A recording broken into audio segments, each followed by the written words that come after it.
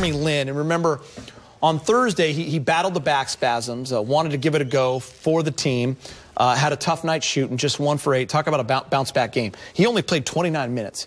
He gets a season-high 29 points, but he did it all. He had the 5 rebounds. He had the 5 assists, took great care of the basketball, only 2 turnovers. Yeah, I mean, he just wants to play. I mean, Jeremy, I've spoken to him, privately, and he's just like, look, I know we have 15 games left, and I just want to excel in these 15 games. And this was game number 1. So I'm expecting some good things out of this kid. Tonight it was just awesome. Well, I liked what he did. He read the defense. I didn't think he was predetermined in anything. In transition, he was able to push it. He was able to navigate off the screens. And I liked tonight that he went to the pump fake game a little bit. He was able to really create space. And again, as Chris mentioned, he just stuffed the stat sheet all around. I know it was a season high, but I thought it was his best overall game of the year in terms of being able to score, but yet knowing when to get others incorporated. AC, what does it say to your teammates? Byron had mentioned this, that, he toughed it out and gave it a go. And you appreciate that when you see guys, that are dinged up and are still going out there. And back spasms are no joke. But to turn around and to have a bounce-back game probably says a lot. Yeah, it does. It does. I mean, he's not a quitter.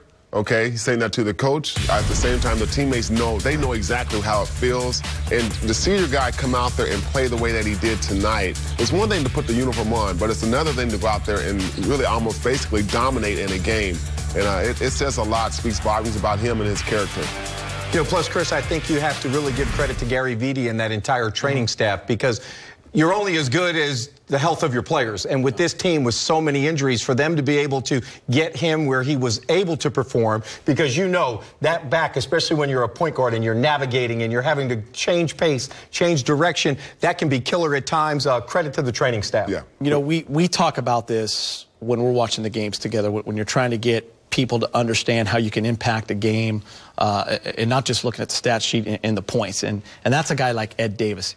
He didn't get that many minutes. 22. But you're not winning the game without him, AC. He had 4 blocks, he had 11 rebounds, and he had 8 points. And he turned the game around along with Jeremy Lin. Yeah, you got to give him a lot of credit. You have to give him credit, and it's the energy that he came out with in that second half that was contagious. Yes, Lin did get the scores. He did get some of the assists. But as Jeremy said after the game, it's the fact that Ed came in and played so big on the defensive end, igniting to us on the offensive end. It just inspired guys to play totally different than they did in that first half. Well, you hit it right on the head. It was his defensive play, because that's what got the Lakers' offense going. In the first half, they only had 3 fast break points. They finished the game with 18 fast break points. So they had 15 fast break points in that second half, and really Philly was the faster, the younger, the team that would get up and down, up-tempo. But it was Ed Davis who patrolled the paint. You mentioned his block shots, but more importantly, it was the shots he altered. And on the drive-bys, he was able to stop drives. They kicked it out, and I thought that the closeouts tonight